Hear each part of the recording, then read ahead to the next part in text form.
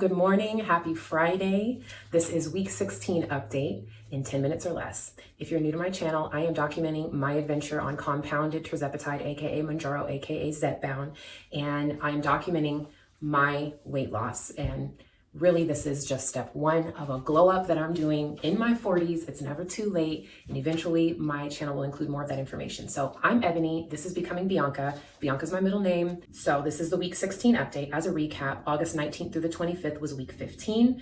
I had a low weigh in at that time of 176.3. For week 16 update, for August 26th through September 1st, I had a low weigh-in of 176.2, so that puts me down 0.1 pounds from the week before. Overall, that gives me a 28.4 pound loss. I started on compounded tirzepatide on May 13th, Monday, May 13th. So again, that's 28.4 pounds from that time because when I started, I was 204.6 the day that I took my first shot. I'm also down 34.8 inches overall since that week in May when I first took this peptide. However, there is in recorded history this year, my most recent high before starting compounded tirzepatide was on April 16th and I was 207.2. So really, I am down 31 pounds since my most recent high and down 38.9 inches since that time because I was trying to lose weight and I started over again for probably like the fifth time in 2024 in April, mid-April. I started over again without any medication, not even knowing anything about it. And I took my measurements at that time. So it's pretty cool that I knew what my measurements were for the whole month before I started this medication. So yeah, I'm down, depending on how you want to look at it, 31 pounds, 38.9 inches just since April. All right, so this is what week 16 looked like. I did not track calories. I didn't track protein. And to be completely transparent, I haven't for weeks. I have not been tracking it for weeks. I was doing so good for the last 2 weeks of May, June, and some of July. Some stuff happened. I got stressed out. I froze and I just kind of fell off with really good habits that I had been implementing for a while.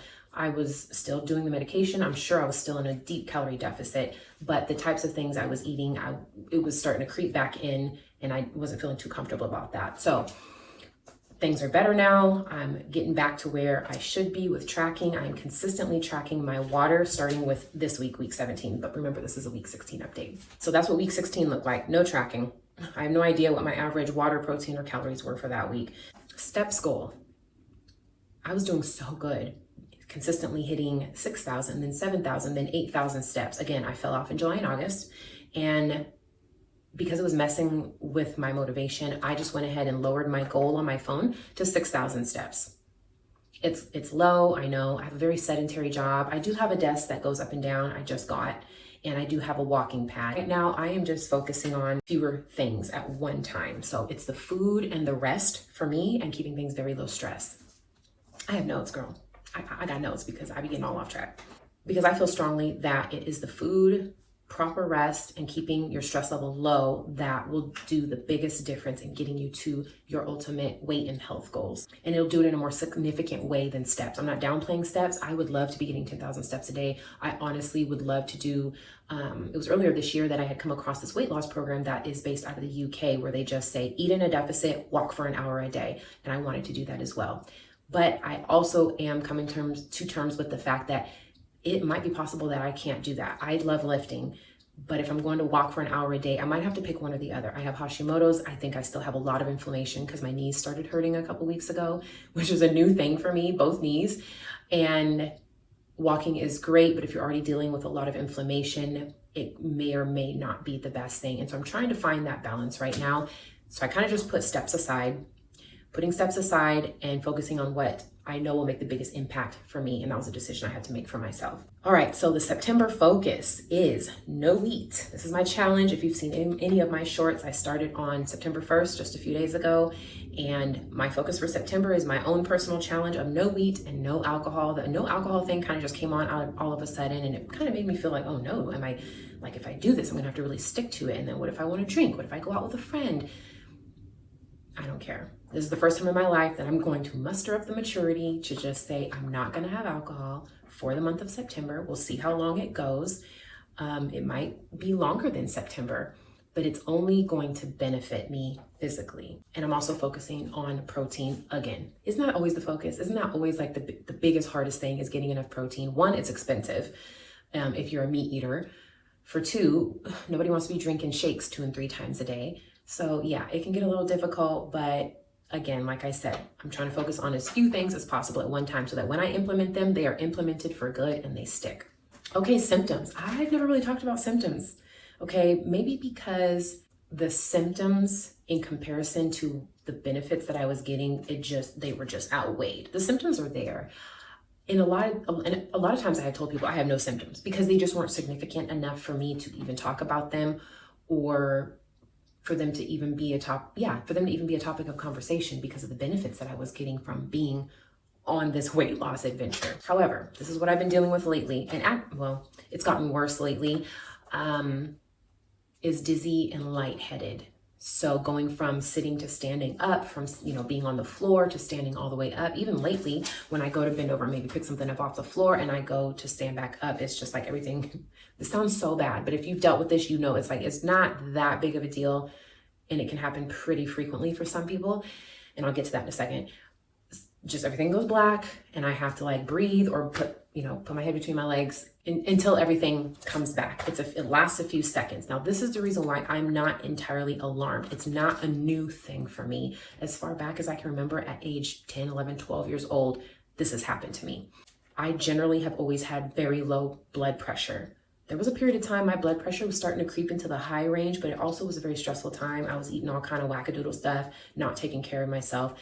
And so in the past year or two, my blood pressure has gone back down a lot to more normal levels, and even sometimes kind of low, which is what it used to be all through my teens and 20s. So the whole dizzy lightheadedness, it could just be the dose. It could be that I'm dropping weight, I'm smaller, less body fat, I don't know. It could also be that I need to eat more. It's very easy with this medication to go all day and not eat. And I'm learning now in my 40s how to plan and make sure things are all lined up and taken care of. So part of this weight loss adventure is really just trying to get some sort of a routine and pattern down for eating and nourishing myself. And that's always been my struggle my whole life. So I don't know, maybe I'm ADHD. So I'm trying to cut back on, since I'm cutting out wheat and alcohol, which are high carb, I need to find some other great carbs. I love fruit, and that also is great for fiber, which you really need while doing this medication. So yeah, for example, a couple days ago, I had 2 bananas before I even finished my workout, and it felt good. I did feel a lot better. So really eating more is going to help with that dizziness and that lightheadedness, which I think is either low blood sugar or low blood pressure, and getting more salt in my diet would help with the blood pressure. That is the September focus. Again, no alcohol, no wheat, protein, meeting my protein goals. And I was pretty ambitious a couple months ago. In one of my first videos, I talked about how I would like to have a more athletic lifestyle and have like 150 grams of protein. Yeah, well, I broke up with protein. If I can get consistently, I'd rather get a mediocre amount consistently than try to shoot for some high goal and then I'm not even getting nowhere enough protein on a very minimal level. For example, there's been multiple weeks where I'm only averaging 60 to 80 grams of protein. And since I enjoy lifting and want to be more active, that is just not enough for me. I know for me, it's not. So instead of shooting for 150, if I can consistently get 100 grams of protein a day, I will be pretty happy with that. And then once I get that down, I'll try to shoot a little bit higher. So that is the focus for September. Now, looking towards October and November, because again, I'm trying to learn how to plan better and be looking to the future on what I'm going to do next so I don't have decision fatigue or, analysis paralysis. October and November, I will go back to higher in steps. I don't know if it's going to be in October or in November, but at some point I will be putting that step goal back on my phone and into the forefront of my mind. And the reason for that is because I will likely be at my goal weight by then. Also, September 24th, it's already scheduled. I will be having my 3rd DEXA scan. And so come back on Friday, the 28th, where I will have those results posted. I'm really excited to see what it says. Now, August, I did not do good with lifting or with protein, and my last DEXA was on August 8th. So I'm a little bit nervous. Hopefully I haven't lost any muscle, but it is what it is. At least for the next 3 weeks until I have this scan, I'm going to be on point with my lifting schedule and protein. I know that at least. So we shall see what it says. Right now I'm doing a 4-day split. No, a 3-day split for lifting. So Monday, Tuesday, Wednesday, it'll either go upper, lower, or lower, upper, lower. And then Friday, full body. Saturday or Sunday, I'll be doing HIIT. So that's what it looks like. 4 days of lifting, 1 day of some sort of cardio HIIT. All right, that's it. An update in 10 minutes or less. Thank you so much for watching. Thank you so much for listening to my little week 16 update. Come back next Friday for week 17.